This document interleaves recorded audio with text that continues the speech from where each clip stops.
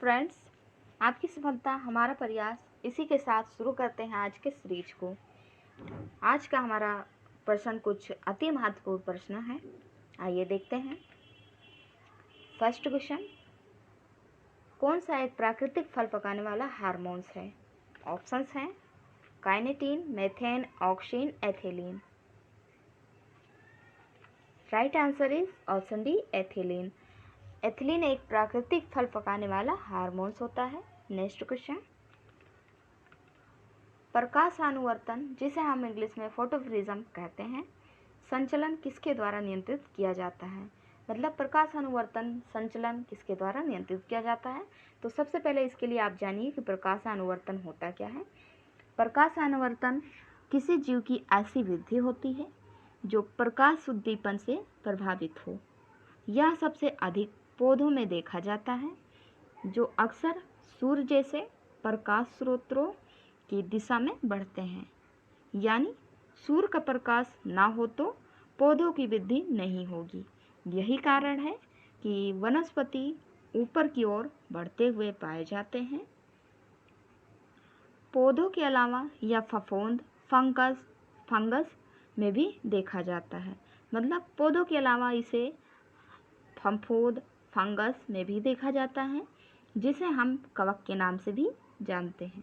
तो आप समझ गए होंगे बच्चों कि प्रकाशानुवर्तन होता क्या है।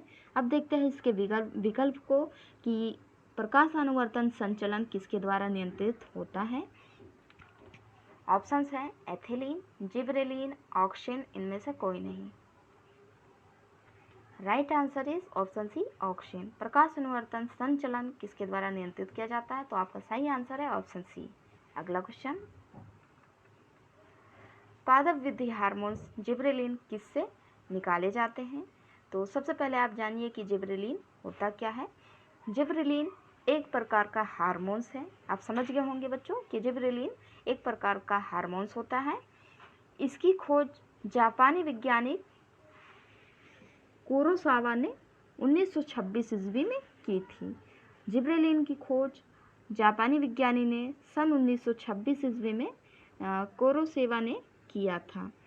यह पौधों को लंबाई प्रदान करती है, यह फूल बनाने में भी मदद करती है और यह बीजों को अंकुरित होने के लिए प्रेरित करता है। तो आप समझ गए होंगे कि जिबरेलिन होता क्या है।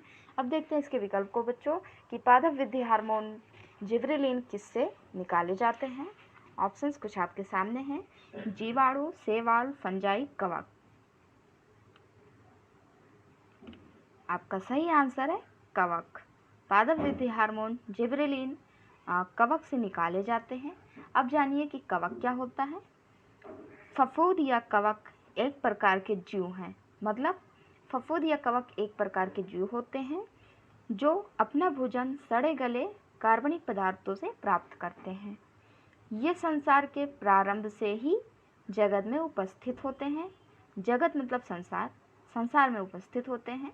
इनका सबसे बड़ा लाभ इनका संसार में अपमर्जक के रूप में कार्य करना है।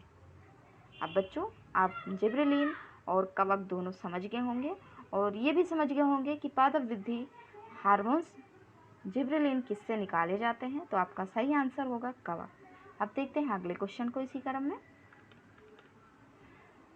पादप वृद्धि अनुमानन के साथ किस भारतीय वैज्ञानिक का नाम जुड़ा है?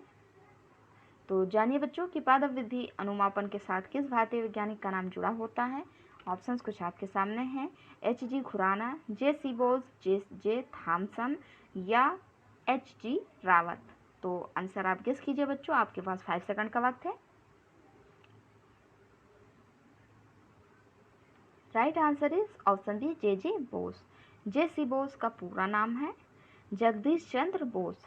तो अब आप समझ गए होंगे बच्चों कि पादप वृद्धि अनुमापन के साथ जे सी बोस का नाम जुड़ा हुआ है। अगला क्वेश्चन, किस पेड़ को अपनी वृद्धि के लिए सर्वाधिक मात्रा में जल की आवश्यकता होती है? आइए जानते हैं। विकल्प हैं यूकेलिप्टस, आम, बरगद, पीपल। आपका सही आंसर है यूकेलिप्टस। यूकेलिप्टस पेड़ को अपनी वृद्धि के लिए सर्वाधिक मात्रा में जल की आवश्यकता पड़ती है। अब जानिए बच्चों कि यूकेलिप्टस होता क्या है और ये कहाँ पर पाया जाता है।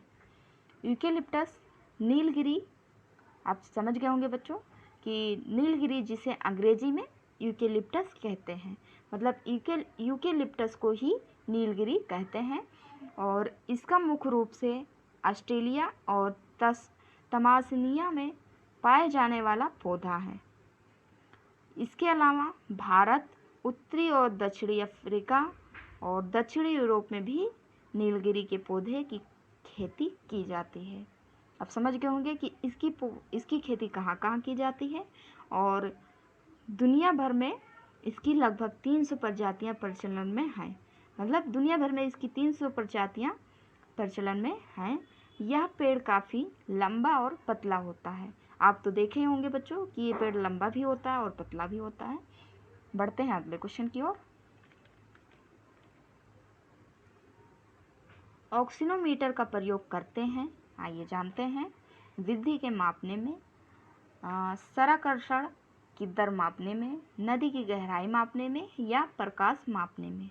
आंसर गेस कीजिए, आपके पास 5 सेकंड का वक्त है और चारों विकल्प में से आप सही विकल्प को चुनिए। आशा करती हूँ आपने आंसर गेस कर लिया होगा। आपका सही आंसर है वृद्धि के मापने में। ऑक्सीनोमीटर का प्रयोग वृद्धि के मापने में किया जाता है। नेक्स्ट क्वेश्चन, समय और आकार के संदर्भ में होने वाली वृद्धि को ग्राफ पर अंकित करने पर यश के आकार के वक्र को क्या कहते हैं। विकल्प कुछ आपके सामने हैं, श्वासन वक्र, सिगामाइट वक्र या प्रासरण वक्र, इनमें से कोई नहीं। आपका सही जवाब है ऑप्शन बी, सिगामाइट वक्र। अगला क्वेश्चन, पौधों की लंबाई में वृद्धि के लिए आवश्यक नहीं है। आइए जानते हैं कि पौधों की लंबाई में वृद्धि के लिए क्या आवश्यक नहीं होता है। ऑप्शंस हैं nitrogen, calcium, helium, sodium. Right answer is option D, sodium. पौधों की लंबाई में वृद्धि के लिए सोडियम की आवश्यकता नहीं होती है। और सोडियम का तो आप सोडियम का बच्चों आप सिंबल जानते होंगे, Na होता है और इसका परमाणु क्रमांक 11 होता है। देखते हैं अगले क्वेश्चन को। पौधों में वृद्धि होती है, ऑप्शंस हैं केवल निश्चित अवधि तक, रुक रुक कर जीवन भर या जीवन पर्यंत पौधों में वृद्धि होती ही नहीं है। तो 4 विकल्प हैं बच्चों और चारों विकल्प में हम आपको बता चुके हैं। चारों विकल्प में आपको आंसर चुनना है और सही आंसर को आप कमेंट में बताइएगा ज़रूर। Right answer is option C, जीवन पर्यंत। पौधों में वृद्धि होती है जीवन पर्यंत।